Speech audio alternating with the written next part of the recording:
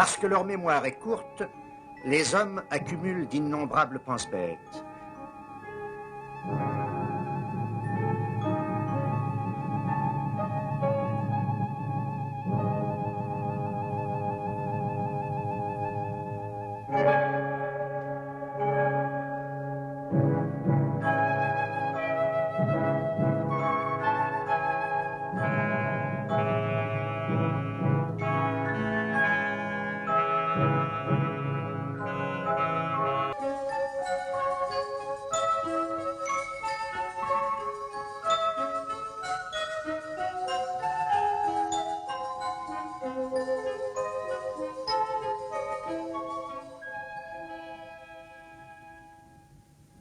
Devant ces soutes pleines à craquer, les hommes prennent peur.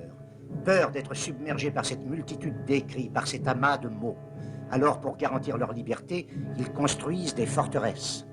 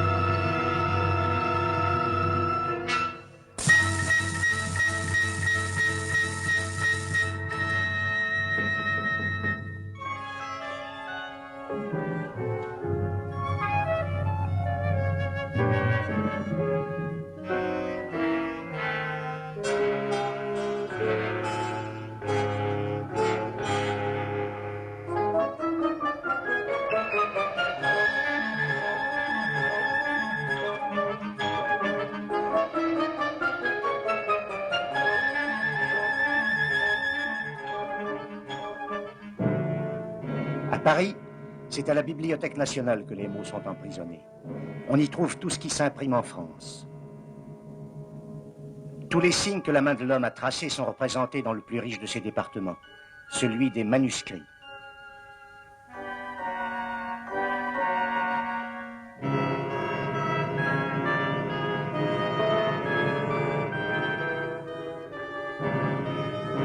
Un spectacle toujours changeant se déroule dans la salle de lecture du département des périodiques. On y consulte la plupart des journaux du monde.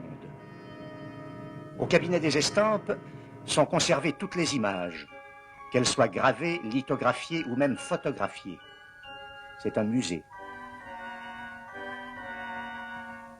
Musée aussi le cabinet des médailles.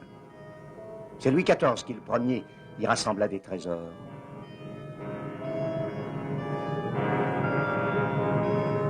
Les étoiles, les satellites, les météores, les capitales et leurs banlieues sont à notre portée au département des cartes et des plans.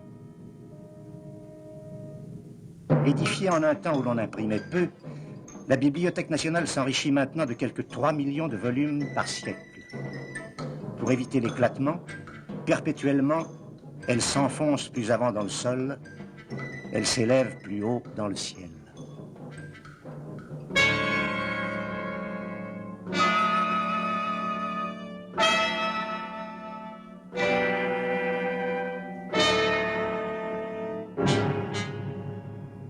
Pour que le recours à cette gigantesque mémoire soit possible, ceux qui ont charge des trésors qu'elle recèle les dénombrent.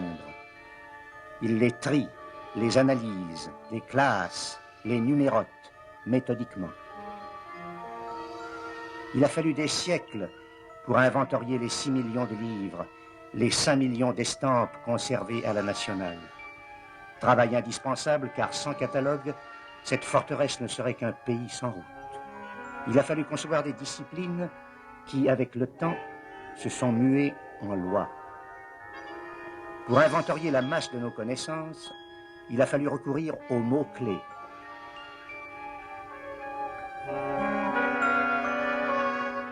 Avec le temps est né le grand catalogue des imprimés dont le propre est d'être toujours en chantier.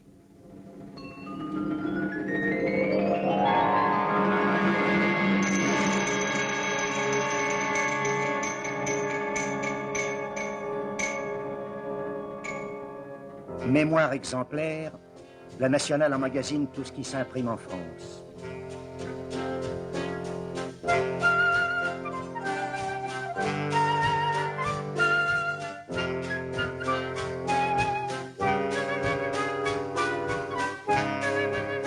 Un seul département, celui des périodiques, doit digérer chaque jour 200 kilos de papier, de journaux, de revues, de magazines, de bulletins, d'annuaires et d'almanachs.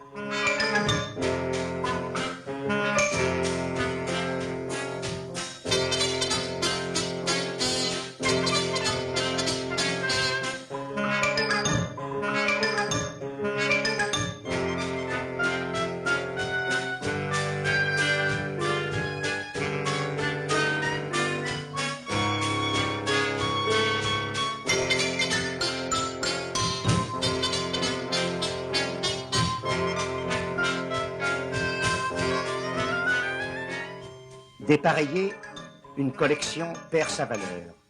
C'est pourquoi on s'interdit ici la moindre faute d'inattention. Si un numéro manque, il sera réclamé. Même si certains de ces imprimés ne devaient être consultés qu'une seule fois, il faut les conserver, c'est la règle du jeu. Parmi ces collections fut découvert le premier écrit de Rimbaud, publié par un obscur journal des Ardennes. Qui sait si ces feuilles ne recèlent pas quelque autre texte révélateur? Qui sait ce qui, demain, témoignera le plus sûrement de notre civilisation?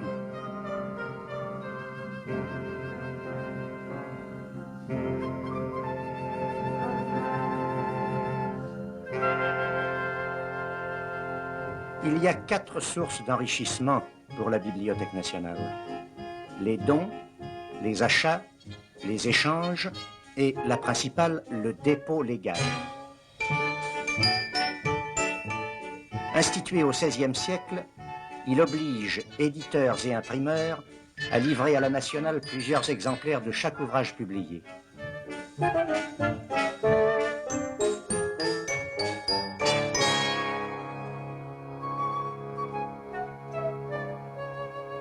Pour indiquer qu'un volume est entré à la Bibliothèque nationale, que plus jamais il n'en pourra sortir, on l'estampille.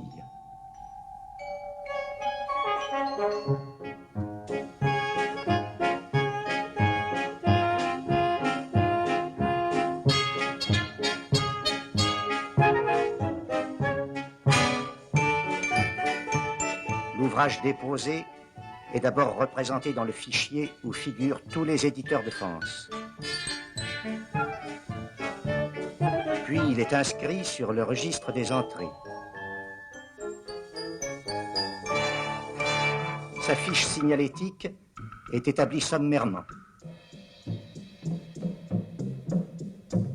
Après quoi, prisonnier, il attend que vienne le jour du placement. Une fois par semaine, les livres sont soumis à un tri pour être répartis dans les différentes sections du service du catalogue. Certains, comme celui-ci, sont inscrits sur un fichier de collection. On situe le livre. On détermine à quelle science il se rattache. On l'identifie. On l'indexe. Électroniquement, on diffuse son signalement. 20 fiches le décrivant sont intercalées dans différents classeurs parmi les millions d'autres fiches qui font de cette salle des catalogues le cerveau de la Bibliothèque nationale.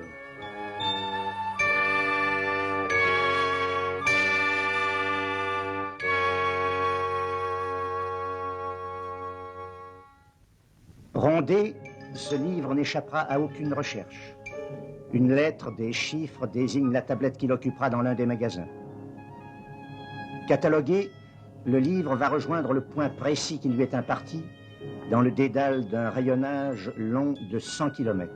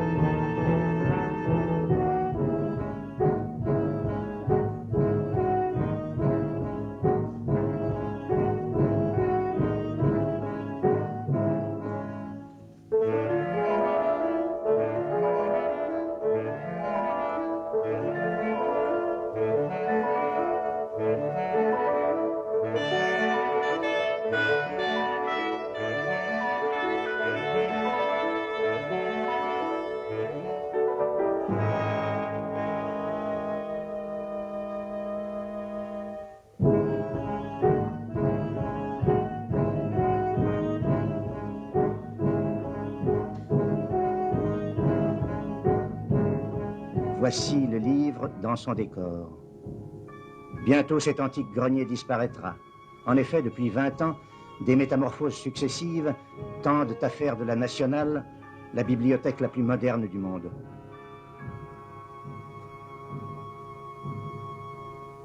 Citadelle silencieuse, la Bibliothèque nationale recèle d'innombrables trésors. Beaucoup mériteraient qu'on s'y arrête, mais 100 films alors ne suffiraient pas. Car qui peut dire ce qui est ici le plus précieux, le plus beau, le plus rare? Serait-ce le manuscrit encore inédit du journal des Goncourt? Le Codex Peresianus que personne ne sait plus déchiffrer? Ces mémoires d'Harry Dixon, aujourd'hui introuvables? Ces carnets intimes qui ne seront ouverts qu'en 1974? Le manuscrit des pensées de Pascal?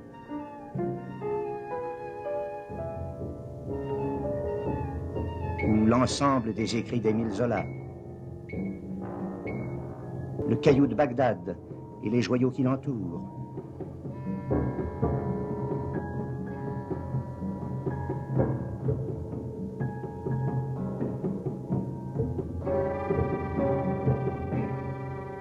L'album de croquis de Villard de Honnecourt?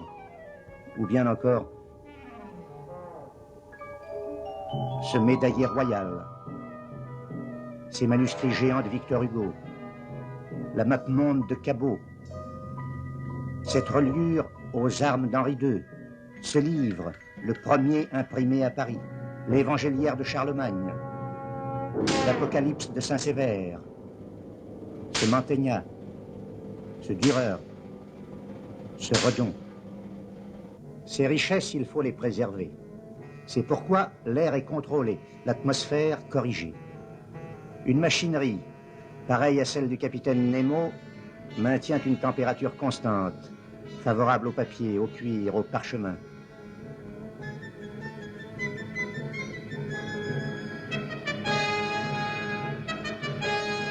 De jour et de nuit, des contrôles se succèdent. Coûte que coûte, il faut faire échec à la destruction.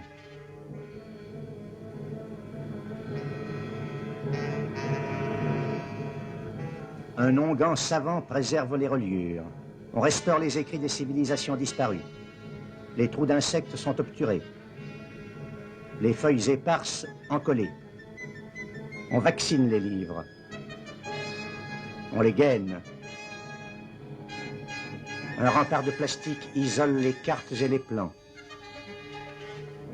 Pour les préserver de l'usure, on range les portefeuilles sur des rouleaux mobiles. Quant aux journaux, dont le papier de bois se détruit lui-même, on les microfilmera. Captées, ces images perpétueront la mémoire des documents périssables. Mais tandis que se poursuit cette lente bataille contre la mort, des appels sont lancés. Sans cesse, des messages fusent à travers le labyrinthe de ces magasins.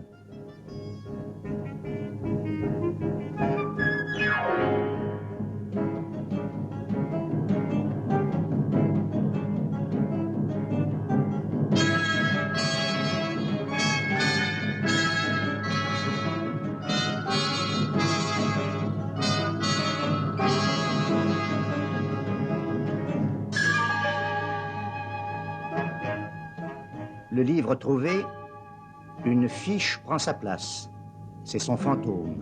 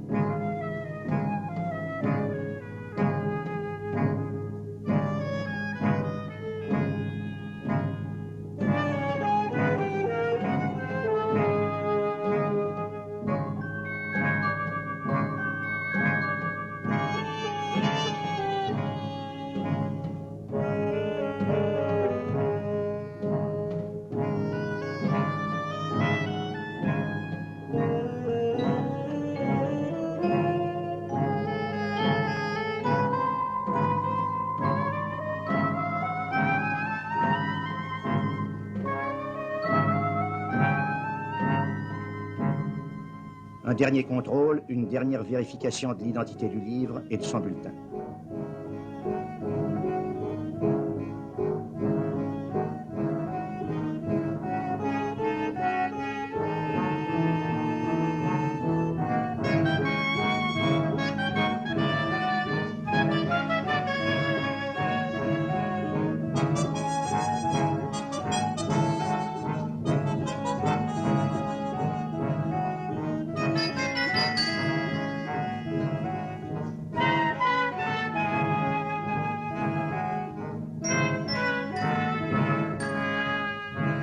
Et voici le livre en marche vers une ligne idéale, un équateur plus décisif pour son existence que la traversée du miroir.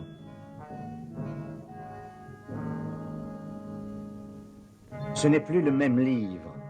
À l'instant, il faisait partie d'une mémoire universelle, abstraite, indifférente, où tous les livres étaient égaux entre eux, où ils bénéficiaient tous ensemble d'une attention aussi tendrement glacée que celle de Dieu pour les hommes.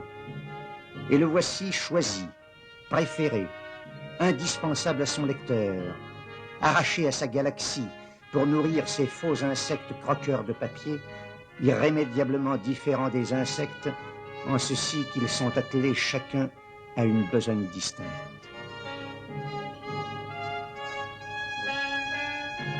Astrophysique, physiologie, théologie, systématique, philologie, cosmologie, mécanique, logique, poétique, technologie. Ici se préfigure un temps où toutes les énigmes seront résolues. Un temps où cet univers et quelques autres nous livreront leurs clés.